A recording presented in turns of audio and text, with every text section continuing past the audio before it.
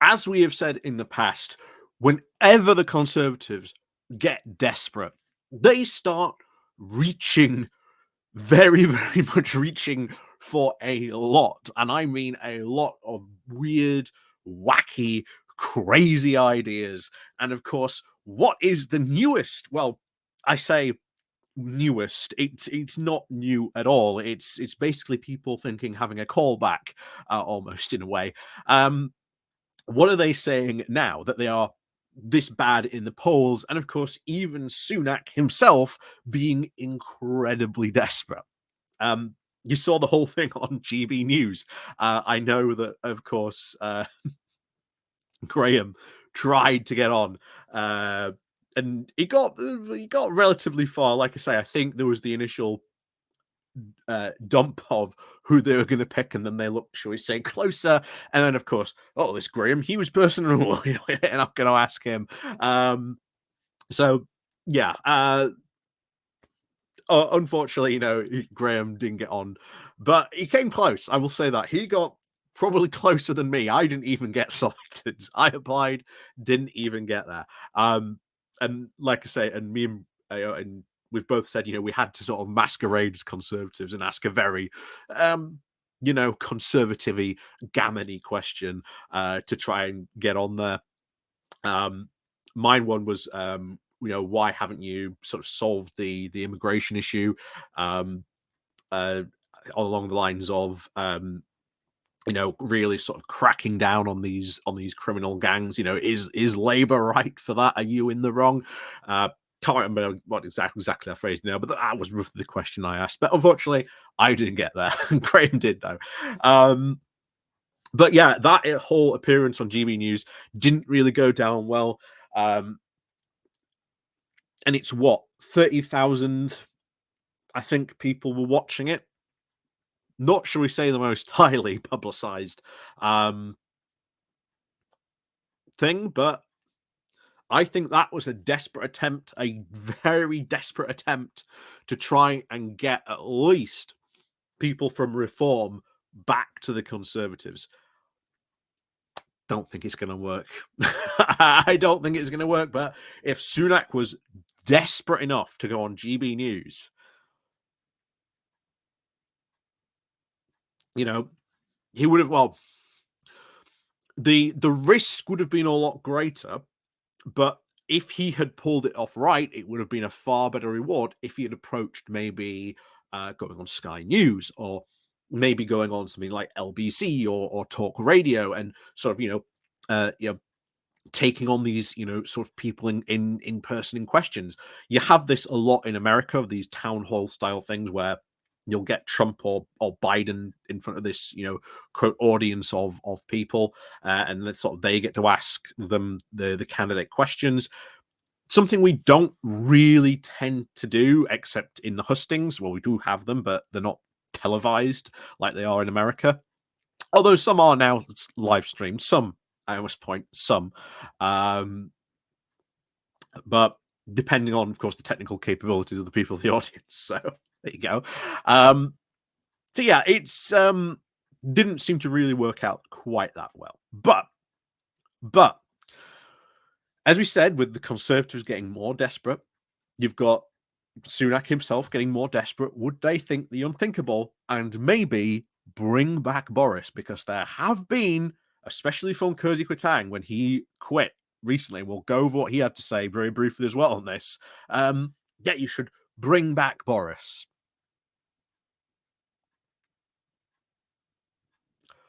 Oh boy, that would be a very, very desperate move on Sunak's part. But that would just go to show how desperate he really is. So before we go talking more about this, please do remember to click on the like, share, and subscribe button. And of course, down below there are links to my Patreon page and a one-off donation link called Buy Me Coffee, where you can buy me coffee. There's the YouTube thank you button, and of course, there's the Pony Club down below as well. So, oh yes, and please do remember to click on the like and share button as well. Like I say, that all helps. So, would a desperate Sunak really do this? Well, remember that when Boris quit, he compared himself to a Roman dictator who Cincinnatus or Cinnatus. I can't remember. I don't know how you pronounce the Latin name. Um, but this was a Roman politician who went back to being a farmer and then, well, performed a bit of a palace coup and became dictator.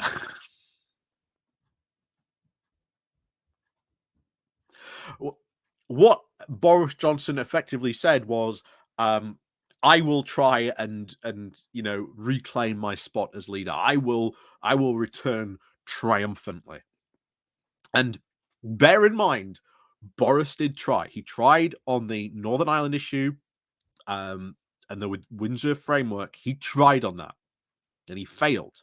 And then he tried to resign, thinking this would have a big impact. Didn't really have that big impact.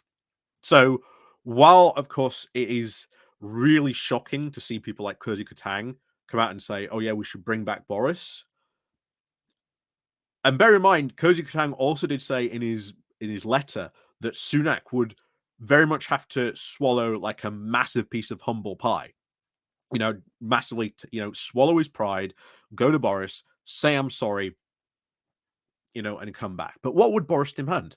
Well, Boris's demand would be very simple: give me a safe seat. So, in that regard, Sunak would have to upset someone, but it's who do you upset? Because his demand for coming back, his demand probably for supporting Sunak would be a safe seat. That's what he would ask for. And then, of course, he could take part in the upcoming, conservative civil war, knowing full well he could survive, knowing that, well, even in the especially the non-parliamentary party, there is still a lot of support for Boris. And if he managed to get to that, he could win. It's like in the last, election where it was Sunak and Boris. Boris was desperately trying to push this to a vote because he knew that if he got it to a vote, he could win. Also, you'd have to somehow say that Boris's limitless ambition of wanting to climb to the top, that hasn't gone away at all. Any return to campaigning would not be about how great Rishi is, it will be about how great he is and the good that he would do as Conservative Party leader. So, Sunak, if he did have to bring him back, it would be through very, very much gritted teeth.